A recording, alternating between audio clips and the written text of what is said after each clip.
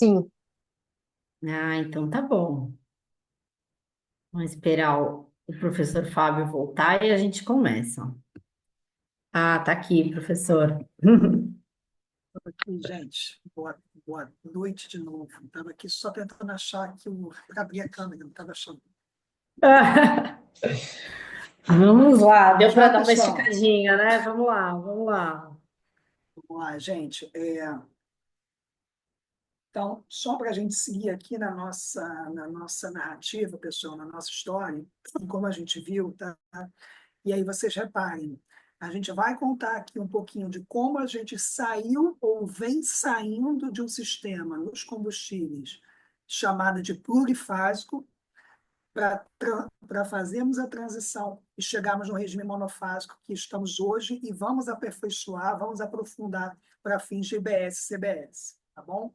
Então, antes até aqui da gente começar, vamos começar com os tributos estaduais. É, Lembrando o seguinte, tá, gente? Só acabei, eu não falei no começo. A minha ideia aqui, ela foi basicamente de trazer para vocês um material mais completo que eu podia dentro do espaço de tempo. Talvez até por isso que a nossa narrativa fica um pouquinho mais, digamos, acelerada. Mas fiquem tranquilos, tá? Porque aqui os pontos principais a gente está passando. E claro, tá? A ideia é que vocês tenham esse conteúdo para a gente conversar aqui na sequência, né? Vai dar tempo para isso. E para que, obviamente, também, se vocês quiserem, vou deixar meus contatos, a gente possa conversar depois, tá? Então, disclaimer que eu devia ter feito no começo, não fiz, está sendo feito agora. Voltando aqui, pessoal, a gente fala um pouquinho do que a gente teve antes dessa lei complementar 192, porque leia-se, lá como a gente viu naquele nosso slide da cronologia. Essa lei complementar 192, sobretudo para fins de ICMS e, por consequência, de tributação de consumo, é o que nós chamamos aqui no setor, pelo menos eu considero como tal, a grande reforma tributária de combustíveis que nós tivemos, que, obviamente, como a gente já vai ver mais adiante, para fins de IBS e CBS, ela vai ser aperfeiçoada, mas ela trouxe aqui um novo paradigma para o nosso segmento em termos de tributação. E como era o regime tributário antes da 192, tá, pessoal? Onde a gente estava, para onde a gente está indo. A gente tinha, obviamente, aqui um sistema de tributação, um regime de tributação fundamentado na Constituição, obviamente, na Lei Complementar 97, quando a gente fala de ICMS, reparem que aqui a gente está falando dos tributos estaduais, como a gente colocou ali no começo, e principalmente nesse convênio, o convênio 110 de 2007, o mais relevante no segmento de combustíveis pré-Lei Complementar 92.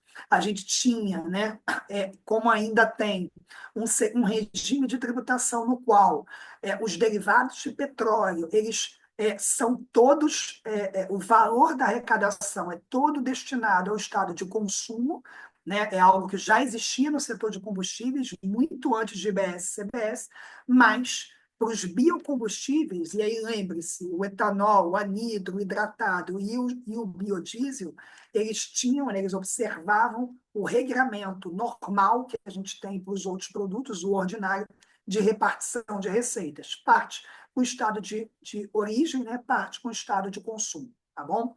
Tínhamos também nesse regime de tributação, né? Nesse modelo de tributação, a aplicação da substituição tributária, né? Como a gente colocou lá desde a emenda 03 de 93.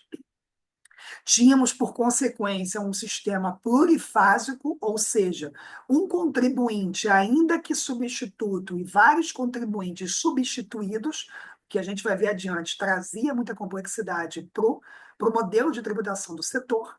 E tínhamos uma cobrança que ela começou definitiva, lembrem daquela ADI 1851, mas que deixou de ser definitiva, ou seja, passou a exigir complementos e restituições no final da cadeia, né, quando o fato gerador presumido fosse diferente do real, a partir de 2016. Tá? Então, a gente tinha uma grande salada de frutas aqui, que levava aqui a um modelo altamente, tá, complexo, irracional e obscuro para os contribuintes. Tá?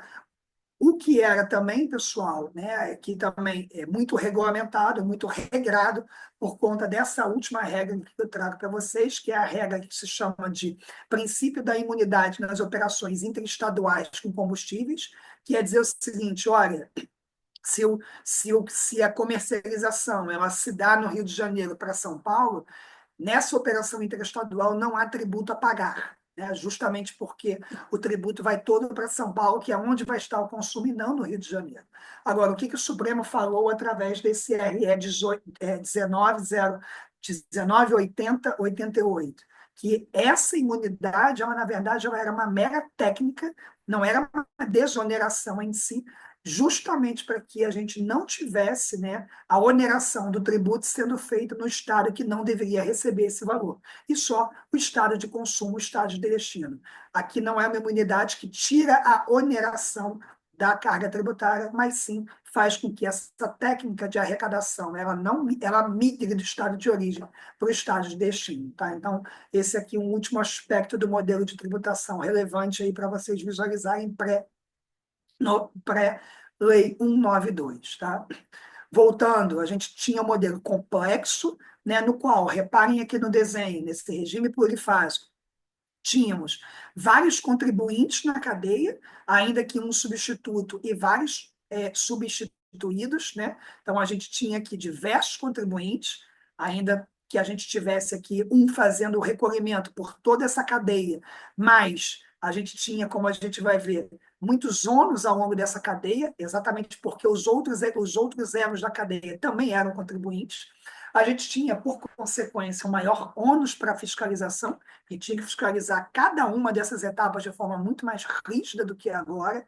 E nós tínhamos aqui, gente, algo que vamos falar mais no final da nossa conversa, mas que é super relevante, é um tema muito vivo, que é a atuação muito mais robusta do que a gente chama de devedor quanto mais, que é o cara que pega essa complexidade da cadeia econômico-produtiva dentro de um mercado que é altamente, que tem alto faturamento, mas tem baixas margens envolvidas para exatamente fraudar, né, o fisco, fraudar a concorrência e fraudar toda a sociedade. Esse modelo aqui, altamente complexo, ele era muito mais suscetível da atuação desses devedores quanto mais do que o modelo atual, como a gente vai ver adiante. Agora, além dessa complexidade, a gente tinha uma outra característica também nesse regime polifásico, que era o que eu chamo de irracionalidade, porque além de nós termos, né, sobretudo com base na necessidade de complementos e restituições no final da cadeia, ou seja, fato gerador presumido, diferente do fato gerador real, de acordo com a decisão do Supremo de 2016, que levava essa necessidade de ajuste, nós tínhamos também, por conta de alíquotas diferentes entre estados para o mesmo produto, né, cargas tributárias distintas para cada um desses entes federados, a gente tinha a possibilidade também de restituições e complementos no meio da cadeia. Aqui no meu desenhozinho você veja o estado B, né? Embora a gente estivesse falando de um substituído tributário de meio de cadeia, ele também poderia ficar suscetível a complementos e restituições. Tudo por conta de um modelo de tributação, gente, que tinha carga tributária distinta, que tinha ajustes de meio de cadeia e que fazia com que a gente tivesse essa necessidade de uma maior conformidade fiscal, justamente para poder tentar controlar todo esse caos, num regime altamente irracional. Tá?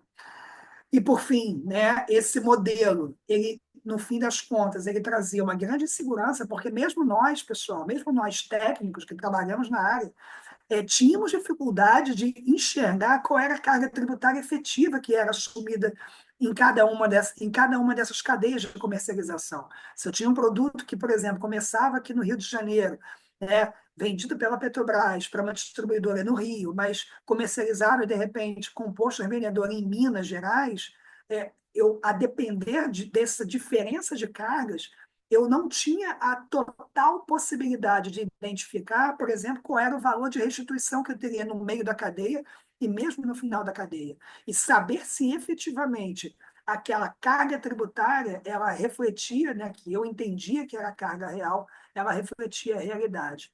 Tudo por conta desse modelo altamente obscuro, complexo e irracional que a gente tinha pré-lei complementar 192. Break em ICMS, falar rapidamente aqui dos tributos federais, tá, gente? Tributos federais também ainda, digamos assim, no modelo anterior, Lei 192. Lembrando, tá? Aqui entre aspas, porque não tem exatamente esse corte com essa norma, mas é válido para a gente visualizar na marcação do tempo também. IPI, ele não é um tributo aplicável, né? Ele não é um tributo que possa ser aplicado aos derivados de petróleo, porque existe uma imunidade prevista lá na nossa Constituição, no parágrafo 3º do artigo 155, sendo factíveis apenas de serem cobrados para fins de impostos, o ICMS, o imposto de importação e o imposto de exportação. Então, não tem IPI para combustível derivado de petróleo, tá, pessoal? Já tenho isso aí registrado. O que a gente tinha, e continua tendo até hoje, é a cobrança de PIS e COFINS, né? E aqui estão todas as previsões constitucionais e legais para essa cobrança, num regime que ele pode ser o regime geral, né? Chamado aqui de regime geral, previsto no artigo 4º da 9178, mas que, no final das contas, ele praticamente não é aplicado, porque ele tem uma alíquota de valor, é mais confuso do que não sei o quê, gente. Então, aplica-se, na prática, a maioria das empresas acaba adotando esse regime especial de alíquota fixa, tá? Previsto no artigo 23 da 10865. Tá? Então, essa é a base normativa de PIS e COFINS aplicada aos combustíveis de forma bem resumida. Além também da cobrança da CID de combustíveis prevista lá no artigo 177, parágrafo 4º da Constituição, e na lei ordinária, né, 10.336 de 2001. Tá? Esse é o raio-x básico, tá, pessoal, aqui dos tributos federais que incidem sobre combustíveis, além do ICMS, como nós vimos. Lembrando aqui, o PIS e COFINS, tá? Ele tem a incidência monofásica para esses produtos que eu coloco aqui para vocês, o diesel, a gasolina, o QAV, o biodiesel, tá? E vários outros, com a possibilidade daquela aplicação da alíquota de REN, que eu mencionei ali para vocês no regime geral, perdão, no regime especial, e para o álcool hidratado, ou seja, aquele da bomba que nós conversamos há pouco, né? Aquele que é vendido no posto de combustível, o que a gente chama de modelo concentrado ou dual. Nada mais é do que você colocar uma parte da carga tributária de PIS e COFINS no produtor e uma parte da carga tributária no distribuidor. Tá? Por si só, tá, pessoal? É um modelo também que gera aqui ruído, gera possibilidade de fraude. Tivemos uma batalha grande para evoluir nesse tema também e conseguimos fazer com que o etanol hidratado para PIS e COFINS ele também fosse incluído no regime monofásico, e o que vai entrar em vigor agora, tá, pessoal? Agora, no dia 1º de maio, tá, de abril, não, 1º de maio, e disposto aqui, conforme disposto já na Lei Complementar 214. Tá? Então, no fim das contas, PIS e COFINS, nós vamos ter também a aplicação da monofasia, do regime monofásico, igualmente para o etanol hidratado. Tá? E, fechando aqui a CID, né, para vocês também terem aí a base de quais são os produtos que são, dos quais a CID ela tem incidência, no fim das contas, são basicamente todos, né, daqueles que a gente conversou, menos o biodiesel por falta de previsão constitucional. Então, inclusive para o etanol, existe sim essa possibilidade, mas para o biodiesel, não. Tá? E aqui é mera escolha constitucional, tá, gente? Aqui no finzinho eu coloco uma jurisprudência importante para vocês visualizarem, porque ela vai ter repercussão para fins de BS e CBS, que é esse tema 1093 do STJ, que diz basicamente o seguinte: olha, se você tem aqui para fins de PIS e COFINS uma incidência monofásica, né, você não pode ter, né, qualquer tipo de crédito nessa cadeia, justamente porque se você não teve débito, não há o que se creditar. Tá? Parece lógico, tá, pessoal? Mas houve sim muita discussão em relação a esse assunto, por conta de uma lei especial que realmente trazia uma confusão. Né? Obviamente, todas as empresas do segmento entraram com ações em relação a esse tema. Eu, tecnicamente, sempre entendi que era uma discussão pró-fisco, né? De fato, eu concordo com a Fazenda aqui, com a Fazenda Nacional, porque, de fato, se você, sem ser como benefício fiscal, se você possibilitasse esse crédito, você, no fim das contas, esvaziava o próprio modelo de tributação, já que o crédito anularia o débito do recolhimento pelo produtor, que não faria nenhum sentido. Tá? Então, coloco aqui para vocês poderem depois consultar. Tá bom? Seguindo aqui na nossa história, pessoal, a gente vai aqui para a transição de regimes, tá? Ou seja, aquilo que eu estou chamando de transição. Tá? E por que transição? Porque como a gente começou naquela nossa historinha, a gente viu que a substituição tributária ela surgiu em 93 e foi aplicada aí como definitiva a partir da decisão da DI 1851, né? Então, a gente tinha aqui no segmento de combustíveis o que vigorou por muitos anos, né? A chamada definitividade. Então, esse foi o começo da nossa história, a história do elas por elas, quer dizer, fato gerador presumido, uma vez efetivado no mundo real, não haveria qualquer tipo de ajuste posteriormente, seja para mais a favor do fisco, seja para menos a favor do contribuinte, ao longo da cadeia. Se houve variações, ficava por isso mesmo e cada um assumia o seu custo. Então, vigorou por muito tempo essa regra da definitividade na substituição tributária, né, consolidada aqui no artigo 155, parágrafo 7º.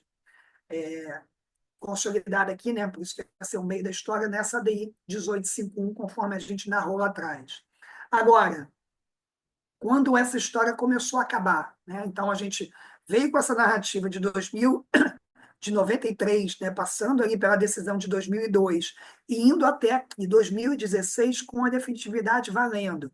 Quando é que a história da substituição tributária começou a acabar, digamos assim, e quando esse modelo de tributação de combustíveis começou a ruir, foi com essa decisão aqui, tá, pessoal? Com essa decisão aqui desse RE, né, que formou, no fim das contas, o tema de repercussão geral. Eu não botei aqui no slide, mas eu botei lá atrás, 201, caso vocês queiram consultar, que, por incrível que parece que uma decisão favorável ao contribuinte, né, porque o contribuinte, inclusive, foi quem provocou o Supremo para dizer que ele queria, desculpem, que ele queria fazer jus à restituição do seu imposto, já que, na visão do contribuinte, o fato gerador real, né, o valor, a carga tributária dele assumida tinha sido presumidamente maior do que a real.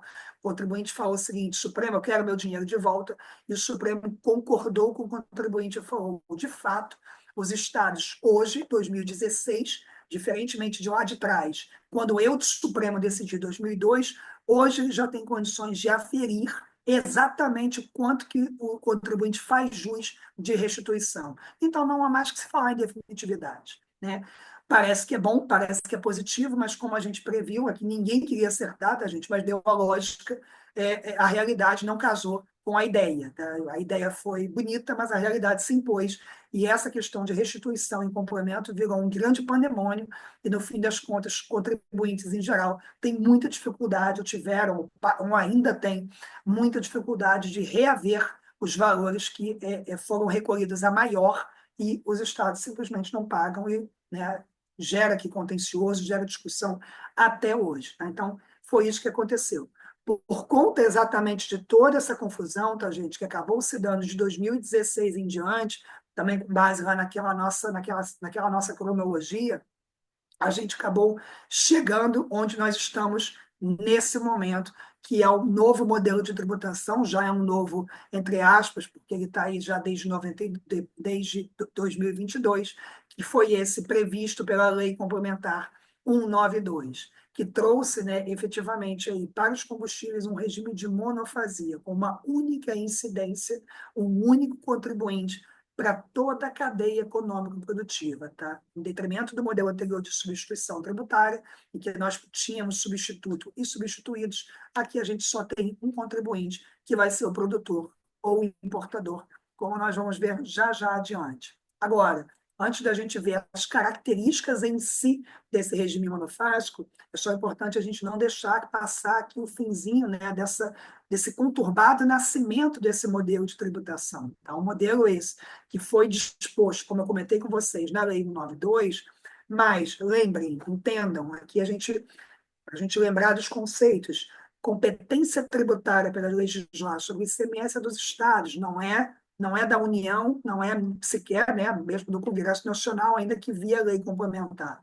Então, o que fez, né, habilmente, digamos assim, né, os redatores dessa lei complementar, eles impuseram aqui um gatilho, né, nesse artigo 7º da 192, que dizia o seguinte: olha, enquanto os estados não regulamentarem o regime monofásico, ou seja, enquanto seguir valendo a substituição tributária, a base de cálculo desse tributo ela vai ser essa média ponderada dos últimos 60 meses, e não a média ponderada do último mês, do mês corrente. tá? Lembremos, tá, pessoal? 92 a gente estava no auge ali das discussões, né, do cenário de tributação de petróleo, de encarecimento de preço de combustível. O que fez aqui o governo federal, e está aqui o governo federal por trás da época, foi dizer o seguinte: se os estados não regulamentarem esse negócio, eles vão, em vez de assumir uma base tributária maior, ou seja, o mês atual, o mês que o combustível está alto, e sim uma média de 60 meses passados, ou seja, dos últimos 5 anos. Logo, a arrecadação deles estados cairia. Foi uma forma da gente, assim, altamente questionável, sem dúvida nenhuma, em termos jurídicos, se era legal ou não, mas que o redator da lei complementar achou de forçar os estados a implementar esse regime de tributação. E para vocês terem uma ideia de como isso foi agressivo, na época essa briga foi forte, reparem que a lei ela só fala de diesel, tá? Ela só fala de diesel. Mas como a gente vai ver adiante, foram 5 produtos introduzidos pela lei complementar, e não só um, e não apenas o diesel. E quando esse assunto, né, ou seja, essa possibilidade, essa discussão para que esse regime entrasse em vigor logo, chegou ao Supremo através dessa DI 7164, o ministro André Mendonça falou o seguinte: olha, não só os estados têm que regulamentar isso logo, como se não fizerem para o diesel, eu, Supremo Tribunal Federal, estendo os efeitos desse artigo da lei para todos os outros combustíveis inseridos no regime: gasolina, álcool anidro, biodiesel e GLP. Aqui, pessoal, os estados ficaram completamente encurralados, né, tendo que, né, buscar meios alternativos para, se não quisessem implementar a monofasia o quanto antes, levarem a discussão ao Supremo. Fizeram isso através de uma outra DI, essa 7191, e dessa DPF. E aí foi como eu levei para vocês na narrativa lá de trás. Foi nesse momento que o ministro Gilmar Mendes, reparem que o primeiro está com o André Mendonça, essas duas aqui estão com o Gilmar, falou o seguinte: vamos sentar todos, vamos conversar, vamos ver como é que a gente pode caminhar, porque a coisa aqui está ficando muito fora de controle. E através dessa negociação política, jurídica e etc., é que a gente chegou finalmente aos convênios 199 de 2022, que trouxe o regime monofásico do ICMS para 3 produtos inicialmente, 1º de maio de 2023, né, diesel, biodiesel e GLP. Lembrem que o diesel e o biodiesel são aqueles que se misturam e formam o diesel que a gente compra na bomba. Então, aqui a gente está falando basicamente de um produto. E, através do convênio 15 de 23, finalmente entraram a gasolina A e o álcool anidro, que também, não por coincidência, formam a gasolina C que a gente compra na bomba, dia 1º de junho de 2023. Através de todo esse imbróglio, pessoal, nasceu finalmente o modelo monofásico aí de combustíveis, e a gente chega ao momento atual, no qual vigora a Lei Complementar 192, com base, com fundamento nesses 2 convênios, 1522 e o 1523, tá? Chegando aqui, gente, ao modelo, então, que aí, depois de todo esse nascimento pesado que a gente teve aí para fins de implementação do regime monofásico, a gente chega ao modelo atual, que a gente já já vai ver que ele é replicado, então é importante a gente entender como funciona hoje, porque como funciona hoje é como funcionará amanhã para a EBS e CBS. A gente tem um modelo que também é fundamentado em um tripé, que eu chamo de um tripé normativo, tá? Esse regime monofásico ele tem três pilares básicos, tá? Fundamentado aqui na Constituição, obviamente, nesse artigo 155, 12H, combinado com o parágrafo 4º da Constituição, e 3 pilares esses, que são exatamente a incidência monofásica, ou seja, um único contribuinte para toda a cadeia econômico-produtiva, sem ajustes, sem qualquer tipo de recolhimento adicional pelos outros elos da cadeia, e isso se aplica para diesel, biodiesel, gasolina, álcool anidro e GLP, lembrando, estamos falando de ICMS. Temos alíquotas uniformes por produto em todo o território nacional. Lembrem, isso é diferente do modelo anterior, em que cada estado podia deliberar sobre a sua própria alíquota, reduziu muito a complexidade. E a gente passa a ter as chamadas alíquotas específicas, tá? Aquela famosa alíquota de REM, que nada mais é, gente, do que um índice, um percentual, um valor tá? Um percentual não, um índice, um valor fechado que se aplica sobre uma unidade de medida, que aqui no segmento em geral vai ser o litro ou o metro cúbico, tá? Então, dependendo do produto, obviamente. E aí você tem, no fim das contas, através desse tripé, você tem a implementação do regime monofásico.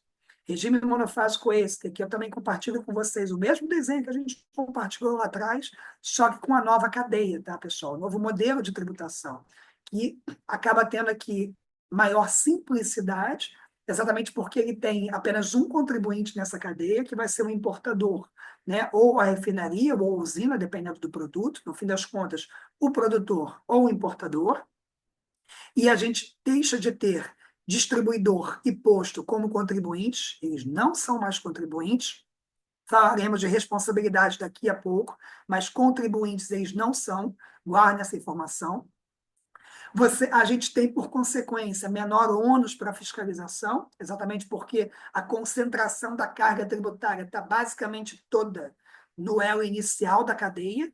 Né? Claro, as informações fiscais elas vão seguir migrando até o estado de consumo, mas o valor em si ele é recolhido apenas, exclusivamente pelo contribuinte, e você passa a ter aqui um mercado muito menos suscetível à atuação dos devedores contumados, exatamente porque você tira o dinheiro da mão de muita gente que nele metia a mão antes. Tá? Agora, você tem poucos personagens nessa cadeia com a mão efetiva no dinheiro.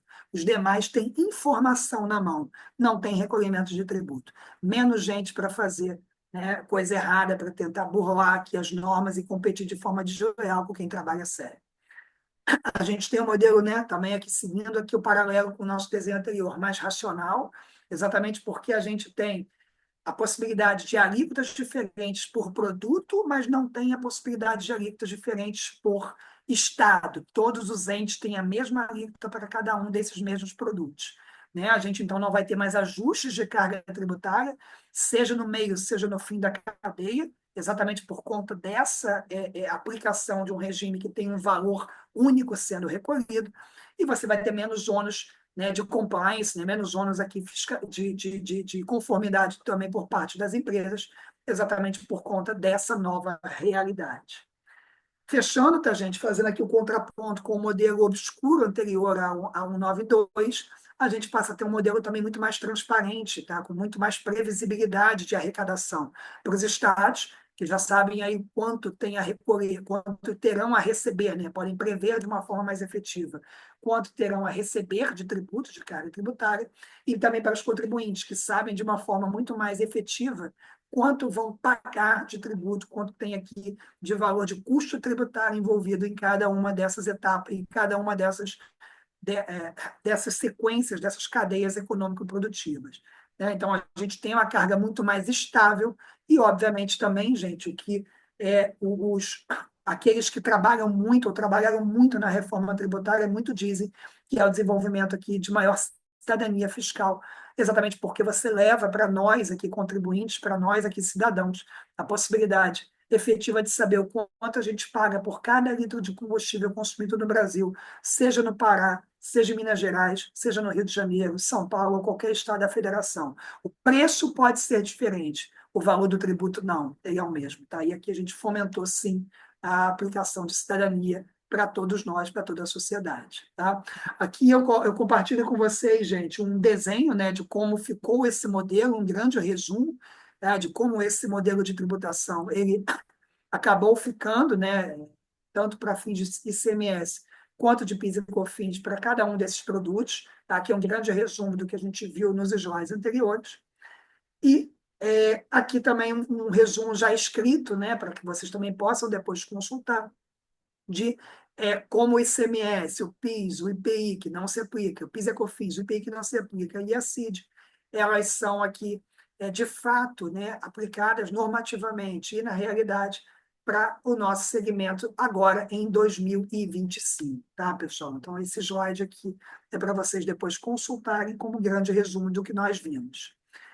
Antes de passarmos para o modelo atual, né, para o modelo futuro, melhor dizendo, de reforma tributária, importante só a gente resgatar essa ideia aqui, trazida pela Lei Complementar 194, que nós comentamos lá atrás, de essencialidade, tá? Ou seja, os combustíveis sendo equiparados a bens, né, que têm a sua essencialidade reconhecida em lei, significa dizer o seguinte: eles têm uma carga tributária que não pode ser mais alta, ainda que dentro de um modelo monofásico, do que a alíquota padrão, tá? Ou seja, a alíquota modal de um Estado, você tem que ter aqui a observância, assim como você tem para energia elétrica, transportes públicos e outros, esse reconhecimento. Então, a 194 trouxe essa realidade. E você tem tá, a aplicação por essa emenda constitucional aqui, 123 de 22, o chamado diferencial de competitividade, que vai seguir valendo para IBS e CBS, tá, gente? Que significa dizer o seguinte: se eu tiver um combustível derivado de petróleo, um combustível fóssil e um equivalente biocombustível que com ele compita, o biocombustível, tem que ter um ônus tributário menor, tá? Aqui o exemplo clássico que a gente tem hoje, gente, é a gasolina e o álcool hidratado. É o álcool hidratado que a gente compra na bomba. Esse álcool hidratado, ele tem que ter uma carga tributária menor que a da gasolina, exatamente por conta desse chamado diferencial de competitividade. E isso foi recepcionado pela emenda 132 e também pela lei complementar 214. Chegando aqui, pessoal, na penúltima parte da nossa conversa, então aí a gente sim aqui compartilha com vocês o novo modelo de tributação, tal, que vai ser trazido pela emenda 132 e pela lei complementar 214, mas foi como a gente comentou, tá, gente? No fim das contas, muito do que nós vamos vivenciar para fins de IBS e CBS já é realidade hoje no ICMS. Então, temos aqui os aspectos gerais do IBS, né, e da CBS, regulamentados, né, trazidos ao sistema pela emenda 132, aqui estão só os dispositivos que regem essa nova realidade que a gente vai passar a viver aí a partir de 26 já, né, mas efetivamente em 27, com aqui os fatos geradores de IBS e CBS sendo idênticos, né, tendo que ser respeitadas essa similitude, né, através desse artigo 149b. E aqui um grande resumo, tá, pessoal, nesse quadrinho de baixo, de como fica o modelo de tributação de IBS e CBS para combustíveis e lubrificantes. A gente vai falar de lubrificante no próximo slide, mas de combustível, tá? Com aquela incidência única que nós comentamos, com alíquotas uniformes também, ou seja, a mesma alíquota em todo o Brasil, para todos os produtos que estejam contemplados na Lei Complementar 214, nós já vamos falar deles, e alíquotas específicas, ou seja, aquele valor de referência calculado ou imposto através de um mesmo índice, de um mesmo indicador para uma unidade de medida litro ou metro cúbico, tá? Ponto importante, pessoal, em relação a créditos no regime monofásico, tá? Algo que foi problema e ainda é no ICMS, mas que para fins de IBS e CBS foi resolvido. Se você tem uma comercialização feita para fins de revenda ou distribuição, esse valor de ICMS, perdão, de IBS e CBS pago pelo produtor, ele não pode ser creditado pelo revendedor, pelo distribuidor, né? Por uma razão lógica, a mesma razão do tema 1093. Se assim você o fizer, você esvazia o próprio modelo de tributação em si. Agora, se essa comercialização ela não se der dentro da revenda, não se der dentro da distribuição, aí sim você pode utilizar esse valor como crédito, exatamente respeitando a não cumulatividade, que a gente sabe que é super relevante, na verdade, mais até do que a não cumulatividade, a neutralidade buscada, trazida aí no artigo 2º da Lei Complementar 214 e, obviamente, refletido aqui para combustíveis, tá, gente? Esse segundo ponto do crédito para quem utiliza, digamos, como insumo, utiliza fora da cadeia, isso é discussão hoje para fins de ICMS. Não é para fins de IBS e CBS, no qual essa previsão já vem clara na emenda e foi replicada pela Lei Complementar 214. Pontos relevantes, tá, gente, aqui, em relação ao que a gente vem falando e aqui o que a gente vai viver para fins desses dois novos tributos, tá? A gente vai seguir tendo, né? A gente segue tendo no momento atual, né? A possibilidade de cobrança, assim que a CBS e o IBS foram regulamentados, não, passarem a vigorar de fato, a possibilidade de cobrança de ICMS e para fins de imposto, ICMS, imposto de importação, exportação IBS e imposto seletivo. Imposto seletivo esse, como a gente viu com a Micaela, ele recai sobre o petróleo, né, sobre a extração, mas não recai ainda nesse momento sobre os combustíveis, tá? Mas existe a possibilidade de. E os demais tributos, né, o PIS/COFINS, a própria CIT, que a gente viu lá atrás, e a CBS, quando ela entrar em vigor, que são esses que acabarão aí sendo possibilitados de serem cobrados nesse segmento. Agora, observação importante: lubrificante, gente, eles foram incluídos no regime monofásico pela emenda constitucional, mas eles não foram refletidos na realidade da Lei Complementar 214, ou seja, eles seguirão para ICME, para IBS e CBS, eles seguirão fora do regime monofásico, eles vão observar o regime normal de tributação. E isso, gente, tem uma razão de ser, tá?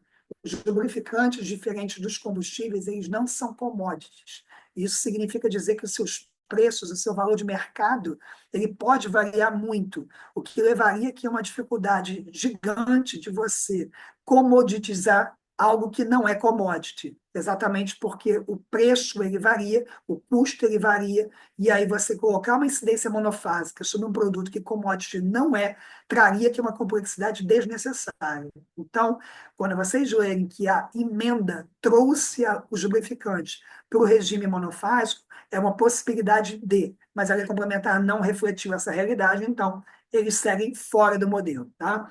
E os biocombustíveis e o hidrogênio de baixa emissão de carbono, tá, que é um combustível experimental, né, quando ele estiver, obviamente, aí, mais aderente à nossa realidade, esses combustíveis eles terão que observar aquele regramento que eu compartilhei com vocês há pouco, do diferencial de competitividade, ou seja, eles não poderão ter um custo tributário maior do que um certo percentual, que aqui eu não coloquei, mas estou no próximo slide, vai de 40% a 90% do valor do fóssil, senão ele acaba perdendo a competitividade. Então, isso aqui o Constituinte garantiu a esses produtos.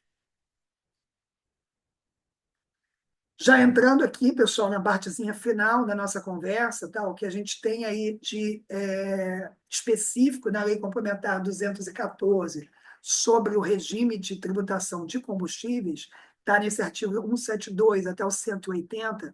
Vocês reparem que aqui a gente tem, no artigo 172, aquela incidência única que eu comentei, que vai abranger todos os 5 produtos que estão na Lei Complementar 192, ou seja, que já são realidade hoje para o ICMS, e mais alguns, tá? Dentre os quais, por exemplo, o álcool hidratado, aquele da bomba, que segue no regime de substituição tributária até hoje, tá, gente?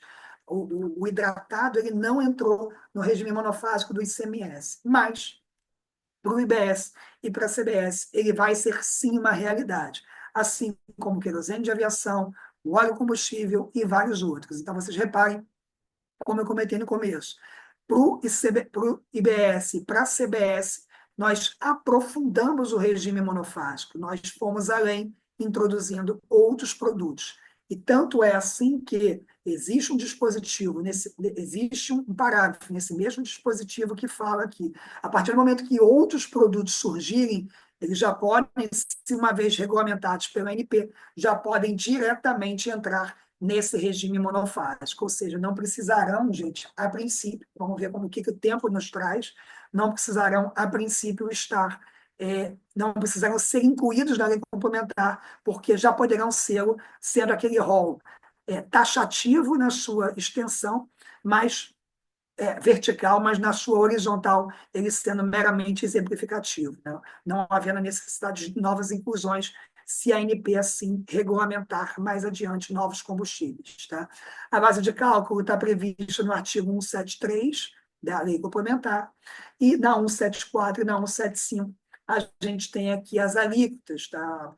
Como serão compostas as alíquotas específicas e uniformes nessa nova realidade, nesse novo modelo, tá, pessoal? Então, aqui, mais uma vez, eu coloco para vocês aqui, para vocês depois poderem consultar, enfim, ficarem aqui à vontade se quiserem tirar alguma dúvida adiante.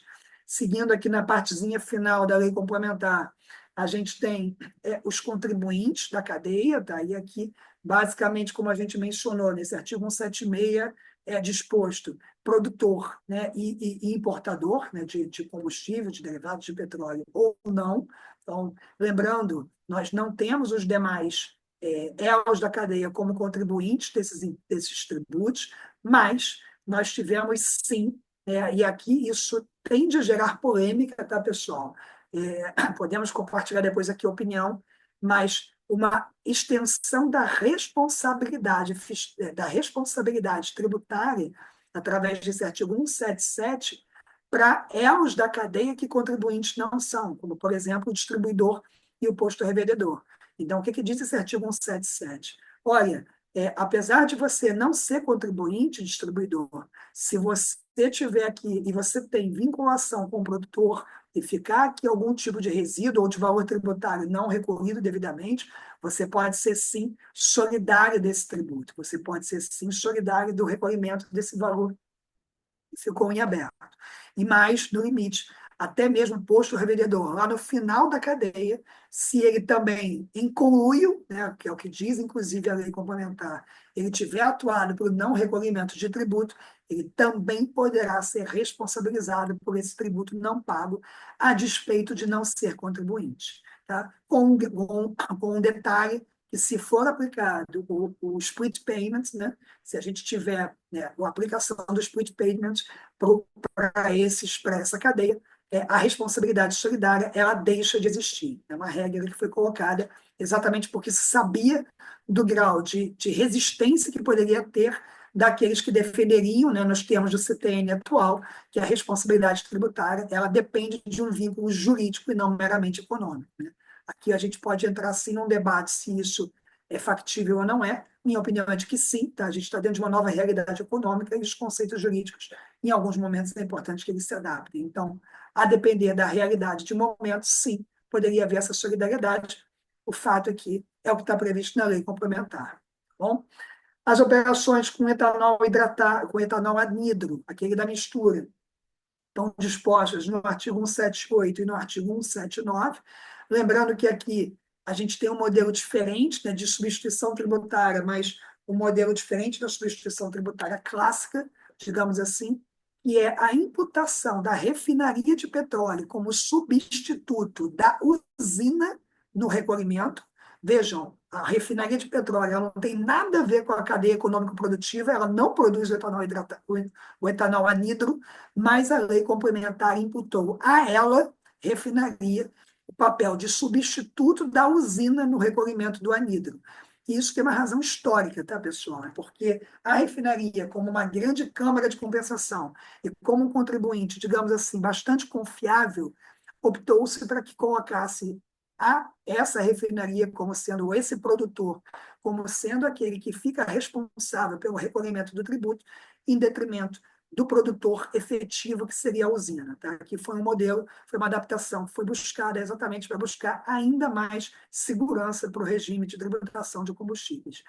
E aqui, gente, a parte final, né, lembrando aqui da questão do crédito amplo, que foi exatamente o que a gente falou, né, ou seja, de você garantir o crédito para quem não esteja, né, numa cadeia de comercialização, revenda ou uso, né, propriamente do produto, aquele que, de fato, utiliza esse produto como insumo na sua produção. Se assim não fosse, a gente estaria aqui onerando a cadeia, trazendo mais custo tributário para aqueles que não comercializam, não distribuem esse produto, o que, obviamente, afetaria a neutralidade e não faria nenhum sentido econômico, tá, gente?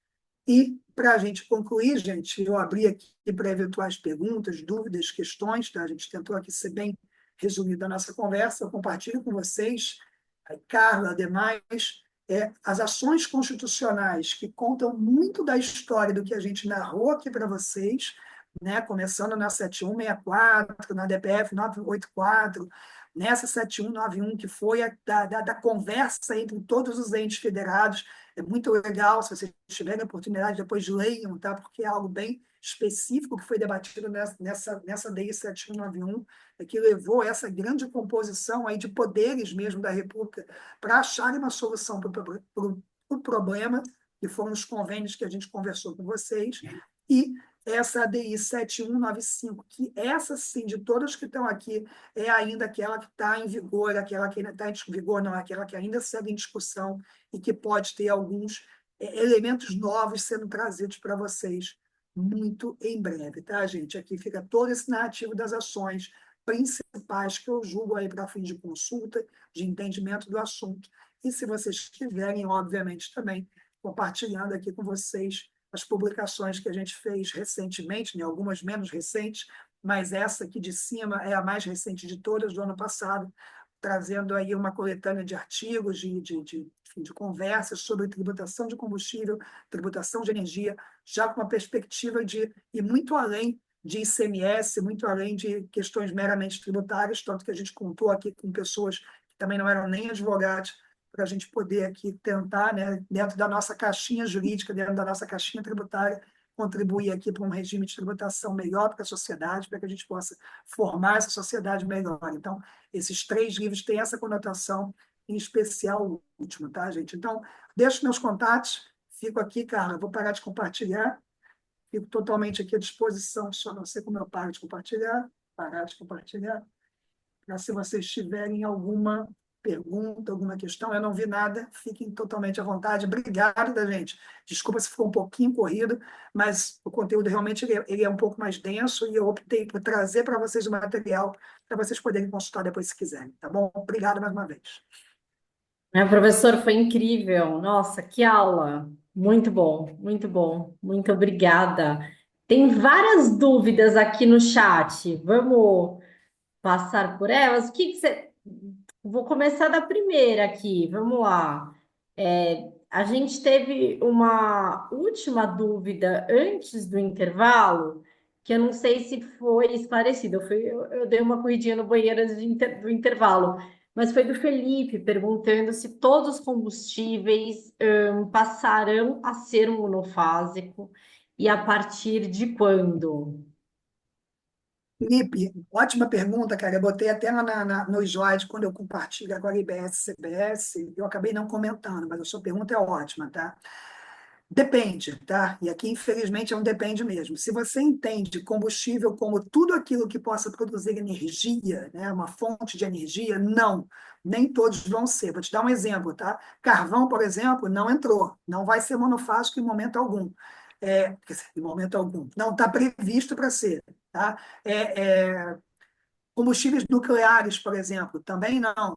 Tá? Então, assim, o que que a gente tem? Você tem um rol lá no artigo 172, que são aqueles combustíveis nos quais o regime pode ser implementado, ou será implementado, se não me engano, são 10 ou 11 incisos, com a possibilidade de um 12º inciso dizendo o seguinte: olha, se a ANP trouxer algum combustível, né, novo no futuro, que venha a competir com esses que estão aqui dispostos nessa lei complementar, eles também serão incluídos no regime monofásico, sem eu precisar vir aqui na própria lei complementar e taxativamente mencioná-los. Isso não vai ter essa necessidade. Então, te respondendo, não, nem todos vão, mas sim todos os principais vão. Tá? Então, é nesse pé que a gente está. É isso. O Marcos está voltando aqui numa discussão, falando assim, ainda sobre a tributação do imposto seletivo sobre o gás natural. Confesso que estou perdido sobre esse tema, mas tenho lido a respeito disso e me parece que a Lei Complementar 214 beneficiou o gás natural destinado à utilização como insumo em processo industrial com alíquota zero. Desculpe a insistência nesse tema. Imagina, Marcos, fica à vontade. Marcos, deixa eu te falar, eu confesso que assim, vamos lá, não sei, tá? Não sei, a gente teria que pesquisar, eu não sei.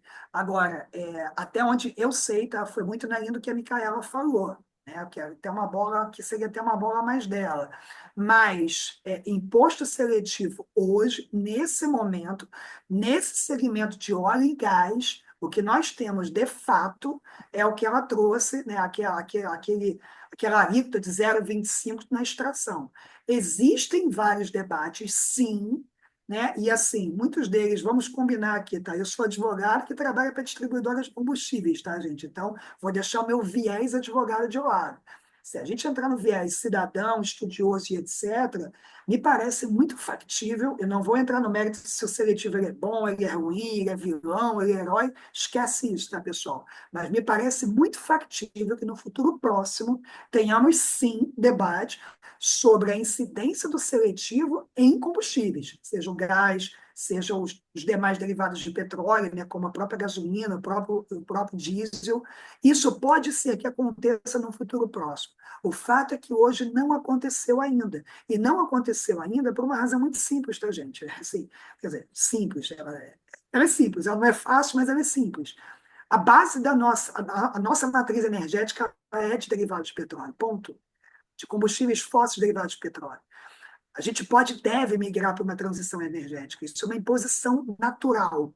Isso vai acontecer. Não tem aqui bola de cristal. Isso é um fato, isso vai acontecer. O ritmo que a gente vai dar para isso e, no futuro, utilizar uma ferramenta que é o seletivo para, inclusive, desincentivar o consumo, o tempo vai dizer, tá, Marcos? Agora, hoje, isso ainda não acontece. Tá? Isso ainda não acontece. Então, é o que nós temos de momento para fins de imposto seletivo. Que eu É isso. conheço, tá, Marcos? Mas depois, se você quiser trocar uma ideia, meu contato está aí, a gente pode aprofundar, nenhum problema. Uma pergunta aqui do José, do José Godoy, essa vedação do creditamento na distribuição, se aplica só ao produto sujeito a monofasia, correto? Em outras palavras, os outros custos sujeitos ao IBS, CBS poderão gerar créditos recuperáveis, especialmente quando a saída do combustível estiver sujeita a alíquota zero? José, aqui pergunta maneira, José. Essa é muito boa, é muito polêmica, tá? A gente está em discussão ainda, vou te dar, obviamente, a minha opinião em relação ao tributo em si, né? Ou seja, o valor do que você pode se creditar para fins aí dos novos tributos, IBS, CBS, e do que já aconteceu de discussão de PIS e COFINS naquele tema 1093 que eu trouxe para vocês, tá?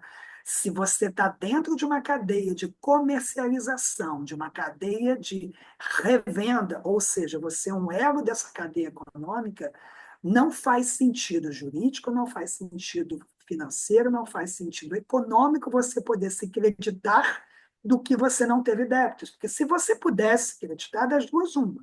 Ou você estaria tendo um benefício fiscal, pode ser, ou você estaria tirando a própria tributação em si dessa cadeia, porque o débito anularia, o crédito anularia esse seu débito. Então, na realidade de IBS e CBS, se você estiver dentro de revenda e distribuição, você não pode se creditar. A vedação é expressa como é para fins de PIS e COFINS hoje. Isso não vai mudar. Agora, é o que eu gosto de dizer, tá, gente? Isso eu estou falando do produto em si. Se a sua pergunta, José, foi o que eu achei que foi, mas e Fábio, e tudo que orbita o combustível, o frete, a armazenagem e todos os outros insumos, serviços e prestações que orbitem, eles vão dar crédito também ou não vão? Minha opinião, tem que dar, tá, gente? Isso é regra geral de IBS e CBS. Porque se assim você não fizer, você está tirando, obviamente, aqui o princípio da neutralidade, não é da não atividade, é mais do que isso da jogada. Ele já começa a nascer meio que natimorto. Então, a cadeia em si, o produto em si, sem crédito. O que orbita, armazenagem, frete, da própria distribuição, por exemplo, tem que dar crédito, porque se não der, minha opinião, vai estar vedando, vai estar violando, sim, a não atividade, vai estar violando, sim, a neutralidade. Vai ser pacífico? Acho que não, José, acho que vai dar discussão. E aí a gente vai ver aí, como a Micaela disse na fala dela, as cenas dos próximos capítulos. Com certeza, concordo, professor. Uma pergunta aqui do Pedro Fontanes. Professor, poderia explicar como funcionará a apropriação do crédito com relação a combustível? Eu acho que a pergunta está bem parecida com o que a gente acabou de falar agora. Não consegui compreender como uma empresa que adquire combustível no monofásico irá apurar o crédito a partir do valor recolhido do BS a CBS, se na operação posto empresa não haverá incidência. Que a gente caiu Ótima na. pergunta. É, Não, é. mas tem um desdobramento sim, eu só não peguei o nome dele, desculpa, Carla. É Pedro Fontanes. Desculpa, Pedro. Vamos lá, Pedrão. É o seguinte, cara. O que que a gente tem hoje, isso eu não passei na nossa conversa, tá, pessoal? E a gente tem hoje um sistema chamado Skank, que funciona aqui para combustíveis hoje, já funciona há muito tempo. O que que é o Skank? Tá? Eu vou chegar na sua pergunta, mas o que que é o Skank? Ele nada mais é do que um migrador de informações. Você fica sabendo hoje, para fins de CMS, quem recolheu o ICMS no primeiro elo, no segundo elo, no terceiro elo da cadeia. E isso tem uma razão de ser, tá, gente? Porque, seja na substituição tributária lá atrás, seja na monofasia, o cara que recolhe o tributo aqui no primeiro elo da cadeia não necessariamente vai estar no Estado que vai fazer jus a esse dinheiro. Porque ele pode estar, vamos lá, no meu exemplo de sempre, ele pode estar, pode ser uma refinaria no Rio de Janeiro, e a cadeia seguir para um distribuidor, para um posto revendedor, e o consumo final está lá em Minas Gerais, se dá lá na Bahia, no final da cadeia. Então, todo o dinheiro vai ter que ir para a Bahia. Ele pode ter sido recolhido aqui inicialmente para o estado do Rio de Janeiro, porque é onde se sabia que a cadeia estava, mas não necessariamente o Rio de Janeiro vai ficar com esse dinheiro. Ele pode ir lá para a Bahia no final da cadeia. Tá? Então, esse sistema ele migra a informação, beleza?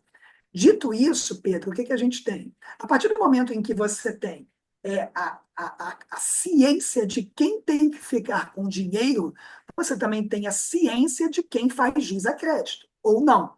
No meu exemplo, se eu estou diante de uma cadeia de comercialização ordinária, ou seja, estou vendendo aquela cadeia que eu desenhei para vocês, produtor, distribuidor, posto revendedor, consumidor final, morreu, acabou a historinha. Tá? Então, ninguém tem crédito nessa cadeia. Mas lembra que eu botei a cadeia extraordinária? A cadeia extraordinária, gente, tem aquele grande consumidor que eu mandei para vocês. Esse grande consumidor, ele pode utilizar, por exemplo, combustível na sua produção. Ele pega o diesel, bota na sua caldeira, esquenta a sua caldeira e produz o aço.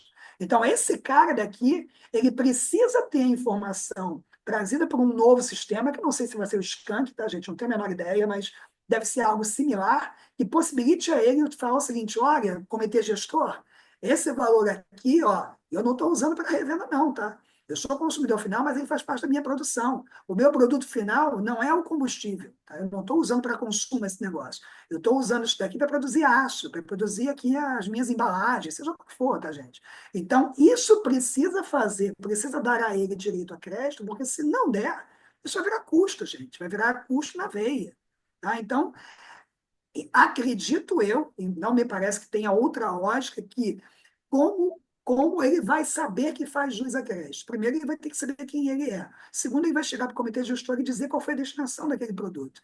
O diesel aqui não foi o Fábio que foi com o carrinho dele no posto de combustível e abasteceu. Não foi. Foi a Vale do Rio, foi a Vale do Rio Doce, aí as coisas de velho. Foi a Vale que foi lá, produziu o aço e tudo mais, e trouxe aqui um produto, né, que foi, utilizou o diesel na sua composição, não na sua composição, mas na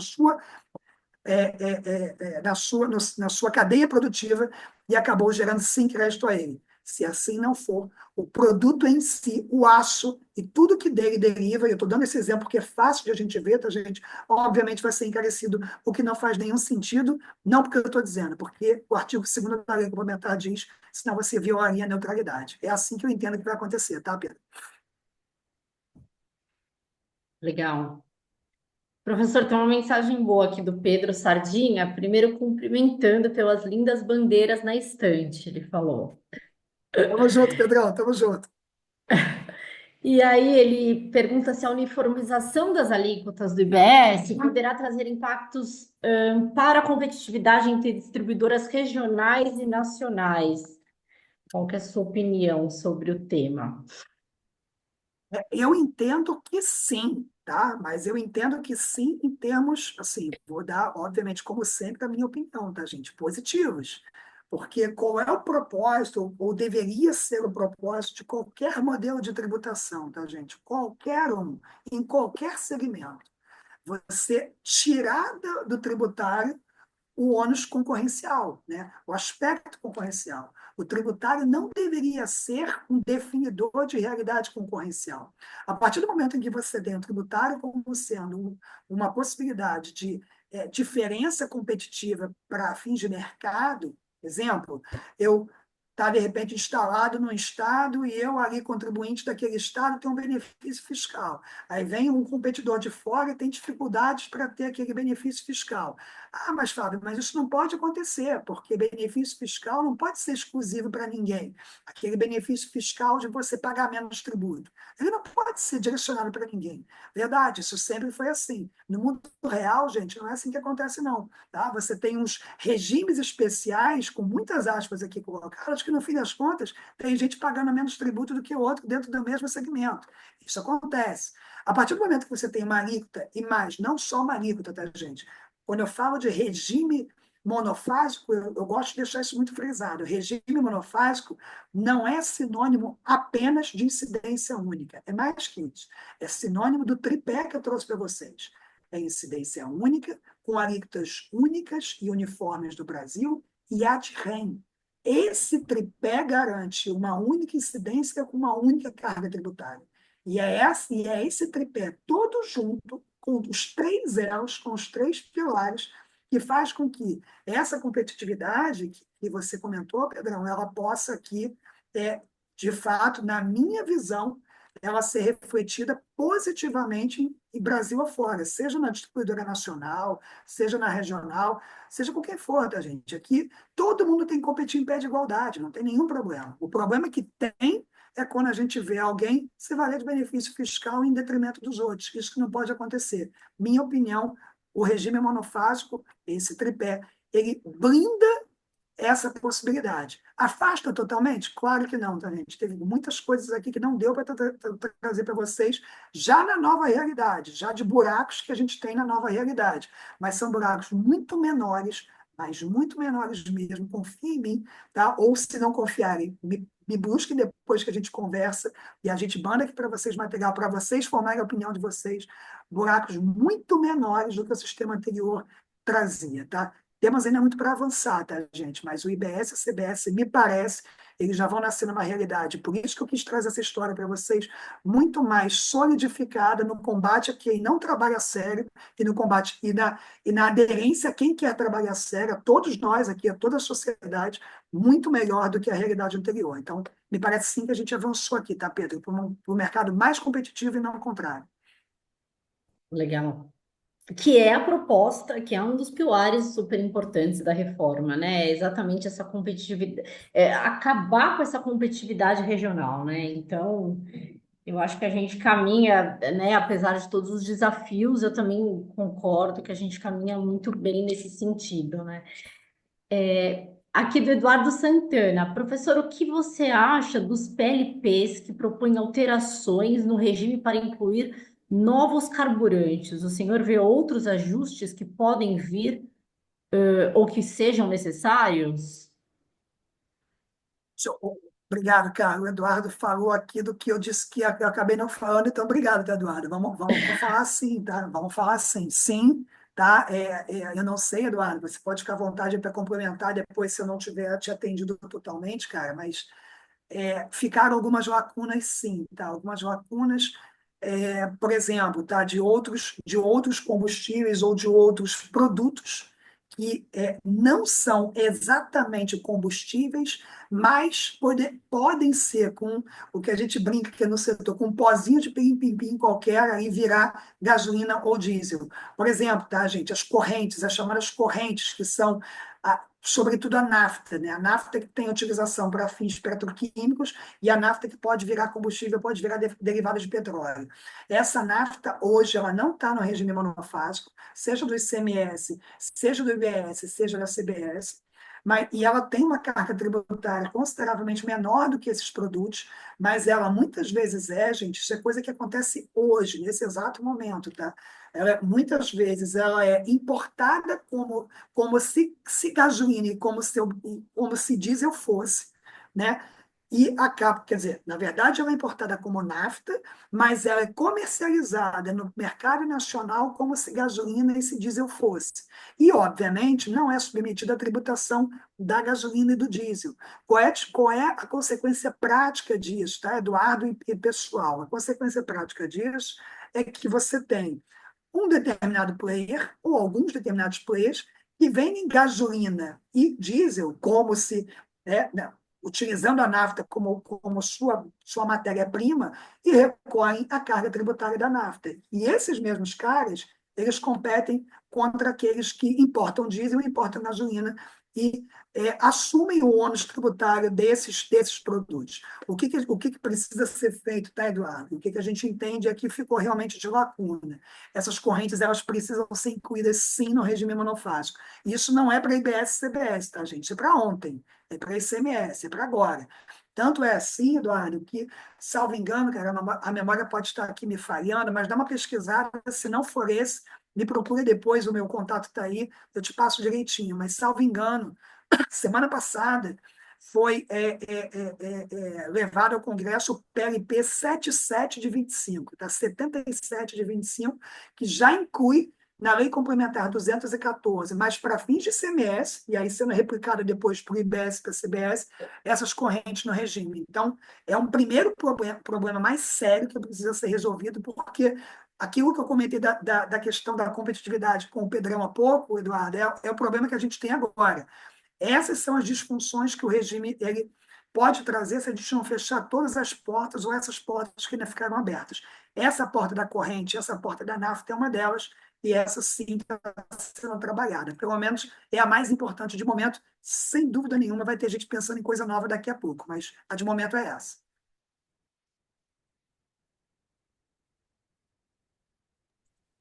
Acabei de ver que eu estava mutada, passou uma galera aqui do meu lado, eu mutei e começou um barulhão. Estou na sala de estudo aqui do prédio. Professor, tem várias dúvidas ainda sobre insumos. Eu acho que é um ponto super, né? Você sabe que hoje, coincidentemente, eu estava respondendo um e-mail de cliente sobre tomar crédito de aquisição exatamente dentro do regime monofásico, né?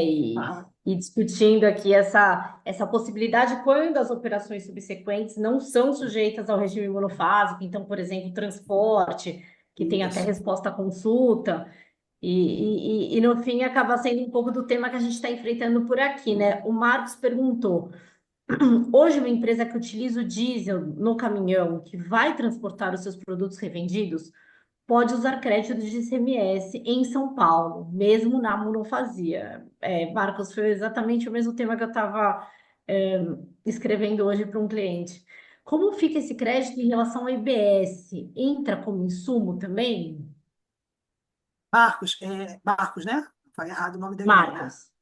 Marcos, sim, tá, vai entrar. O que eu tenho convidado, gente, as pessoas aqui a pensar é o seguinte, tá? E a gente fala muito de insumo, mas o ideal mesmo é que a gente, pelo menos na nova realidade, na realidade que vier, a gente até tira um pouco esse vocábulo da nossa linguagem, pelo seguinte, porque ele traz aquele ranço, né, de piscofins, de dar crédito, de não dar, que é confuso, tá, gente? Então, eu não estou dizendo que vai ser simples, tá, pessoal? Muito menos que vai ser fácil. Mas o que a gente tem tentado fazer, inclusive aqui quando a gente faz a apresentação para a diretoria, quando a gente leva até os nossos pleitos aos estados. Eu vou muito ao Congresso Nacional para a gente poder deliberar sobre os próximos passos da reforma aqui no nosso setor. O que a gente tem buscado fazer? A gente tem buscado fazer, e a gente, pelo menos em termos de ortografia, em termos normativos, eu acho que isso foi refletido tanto na emenda 132 quanto na Lei Complementar 214, e eu imagino que para a IBS e CBS não vai dar o mesmo problema que deu para o ICMS e, sobretudo, para a PIS e COFINS. A gente buscou deixar claro o que não dá crédito. Não dá crédito revenda e distribuição. Revenda, distribuição e uso e consumo não dá crédito. Ponto. O que não for isso, tem que dar. Você pode chamar de insumo, pode chamar de sei lá, de produção, pode chamar de jacaré, de abacaxi, pouco importa, pessoal. O ponto é, o que não estiver nesse rol tem que dar crédito. Isso não é porque o Fábio está dizendo. Não é porque até o próprio artigo do dispositivo da lei complementar específico de combustível está dizendo. É por conta da regra geral de IBS e CBS. Tudo aquilo que orbite o combustível tem que dar crédito, do contrário, você viola a neutralidade. Tá? Seja insumo ou não no conceito antigo. Tá? Antigo leia-se o atual, tá, Marcos? O que a gente imagina hoje na nossa realidade. Se assim não for, crédito tem que dar.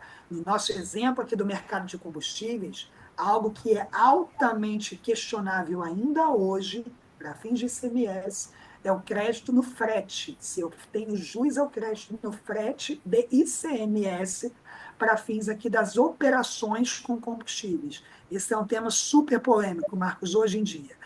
Para IBS e CBS, eu espero que não seja mais, porque para IBS e CBS, mais do que para o ICMS, você tem, além da não cumulatividade, você tem a neutralidade. Se assim não for, a neutralidade já nasce, se não morta, muito machucada.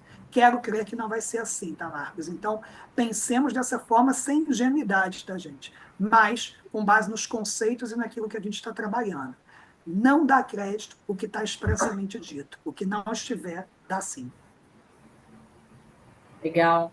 É, tem uma pergunta aqui do Felipe, agradecendo a resposta anterior, que eu não lembro qual foi, mas tudo bem.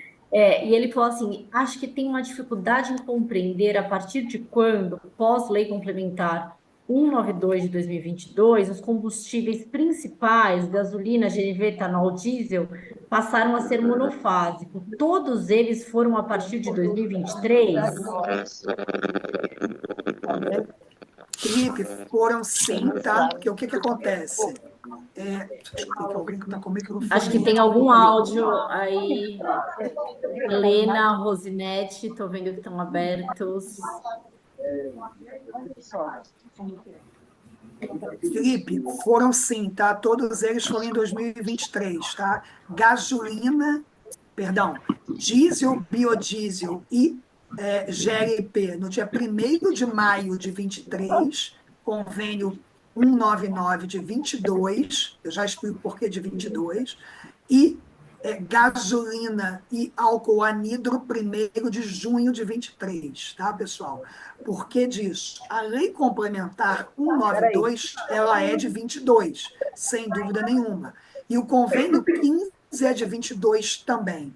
Mas a lei complementar, como a gente viu naquela nossa historinha, ela não produziu efeitos como tal, né, para fins de regulamentação específica da monofasia de imediato, por uma razão óbvia, a competência é dos estados. Essa competência ela só foi efetivada depois de todo esse acordo que eu comentei com vocês, a partir da edição do 199, que só produziu efeitos, né? Ele foi editado no finzinho de 22, mas ele só produziu efeitos para aqueles três produtos iniciais no dia 1º de maio, e a gasolina e o anidro, também depois de conversas, só produziu efeitos a partir de 1º de junho.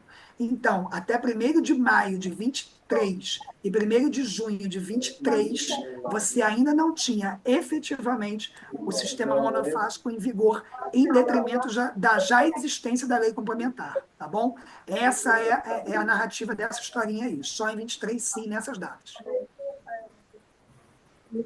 Eu acho que a Rosinete, que está com o áudio aberto, eu não estou conseguindo mutar aqui, mas vamos lá. Vamos tentando seguir falando um pouquinho mais alto aqui. Tem uma pergunta ainda aqui do José Godoy, muito interessante.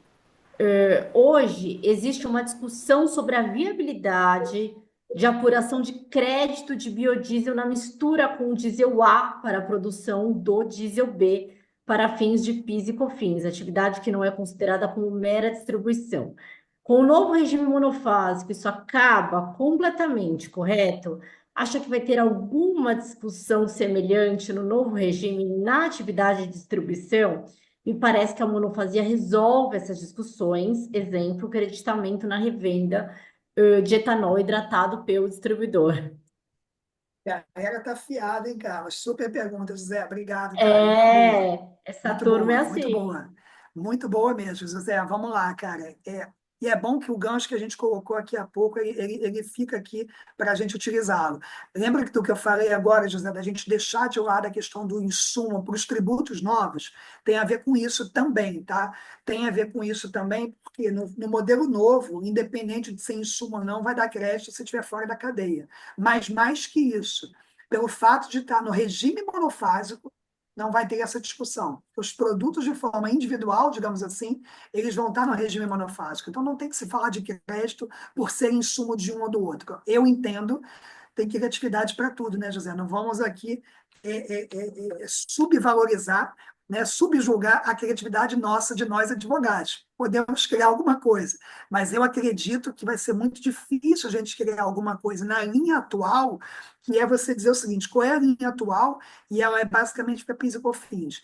Dizer o seguinte: olha, na produção da gasolina C, né, eu tenho aqui o etanol, o etanol anidro, e na produção do diesel B, eu tenho o biodiesel, que são insumos daquele produto final que é vendido na bomba.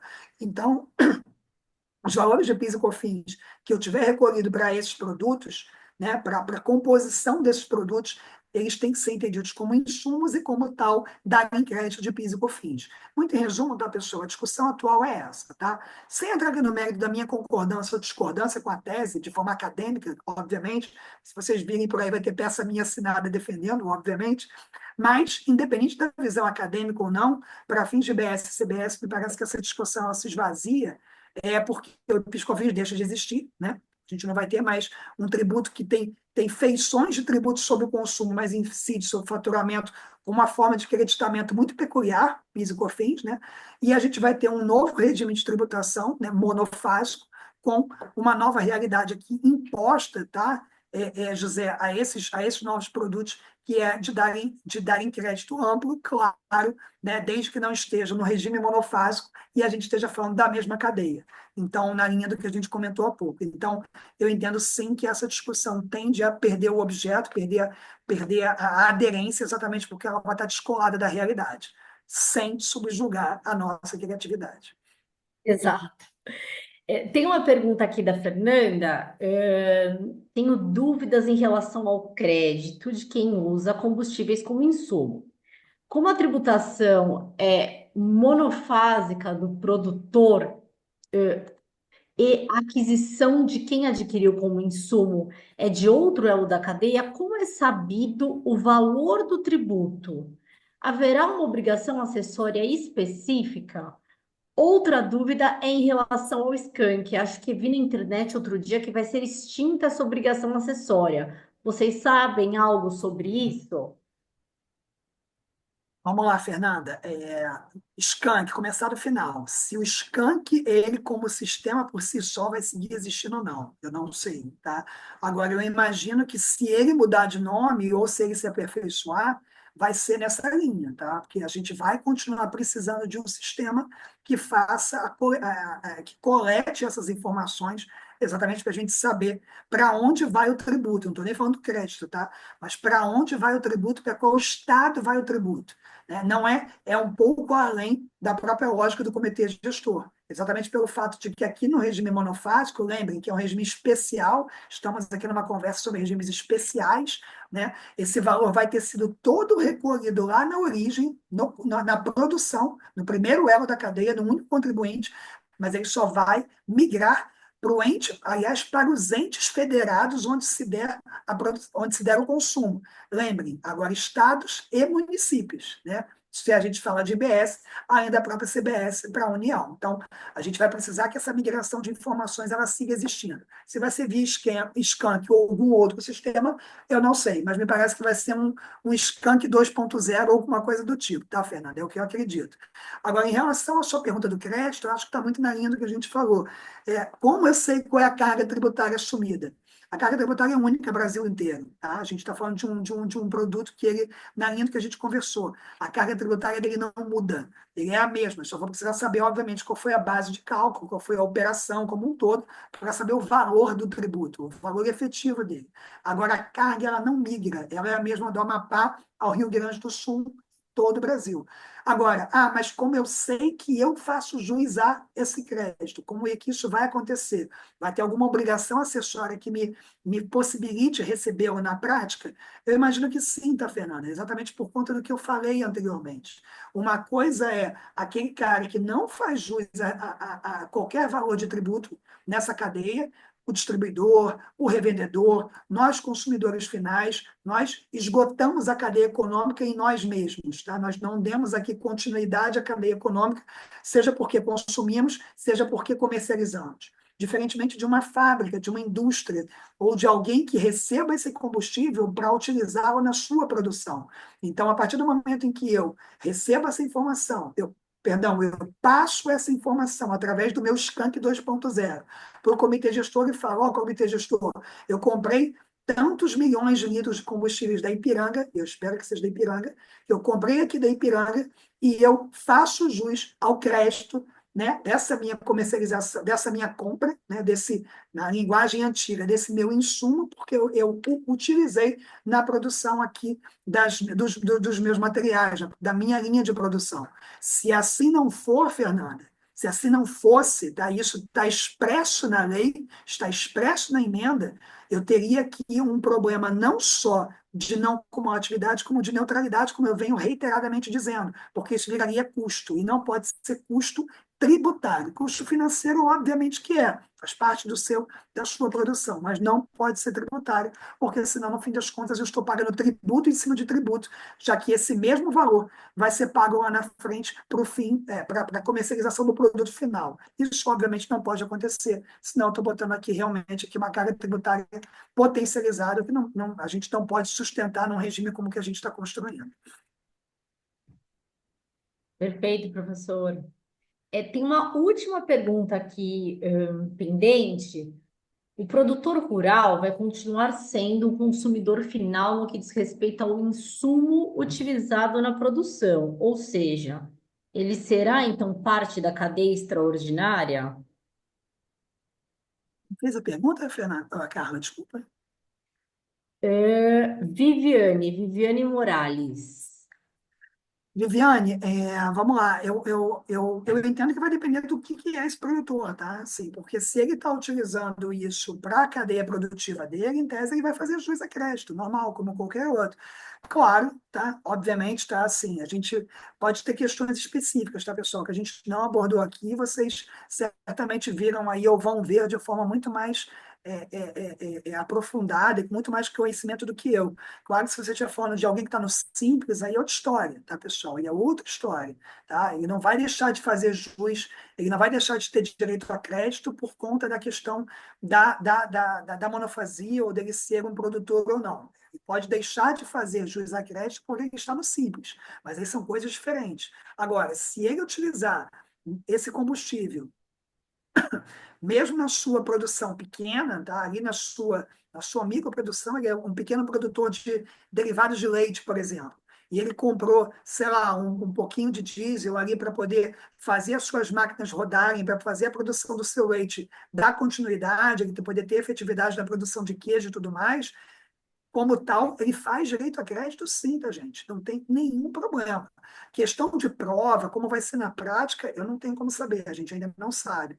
Agora, conceitualmente, não é nenhum empecilho para que ele seja entendido como elo aqui da cadeia que faz a utilização do combustível não para revenda, não para consumo, mas sim para otimização e potencialização da sua atividade econômica. E sendo assim, com direito a crédito, sem nenhum problema. Professor, chegamos aqui nos últimos 2 minutinhos com todas as perguntas respondidas. Nossa, corri bem, hein, gente? Espero que não tenha ficado corrido demais. Quem achou que ficou, depois escuta de novo. Ou Não, consulta, sem foi, nenhum foi muito problema. bom. Eu acho que todos os alunos gostaram, muito bom, professor, muito bom. Acho que além de trazer, né, os aspectos técnicos aí da norma, você trouxe muita visão do mercado, da operação, econômica, negocial, foi fantástico, professor, super didático, muito bom mesmo. Tá, gente, espero ter ajudado vocês aí. Mais uma vez, os contatos disponíveis. Por favor, tá, gente? Totalmente à disposição. Professor, muito obrigada a todos os alunos que estão super ativos aqui. Sem dúvida faz muita diferença na aula, né? Quando a gente tem uma turma participativa e perguntando, fica muito mais interessante para a gente que está aqui desse lado. E para os alunos também, né? Afinal, é para vocês a aula e o curso. Continuem firme. Nós fechamos hoje as 3 aulas extras que vamos ter aqui no curso. Em breve a PET já vai fazer a divulgação oficial. Vão ser 3 super aulas. Acho que todos vão gostar muito da surpresa, das surpresas. Gente, boa noite, professor. Muito obrigada. Ah, muito obrigado, pessoal. Boa noite. Fiquem bem, fiquem com Deus. Qualquer coisa eu estou por aqui, tá? Muito obrigado. Boa noite. Obrigada.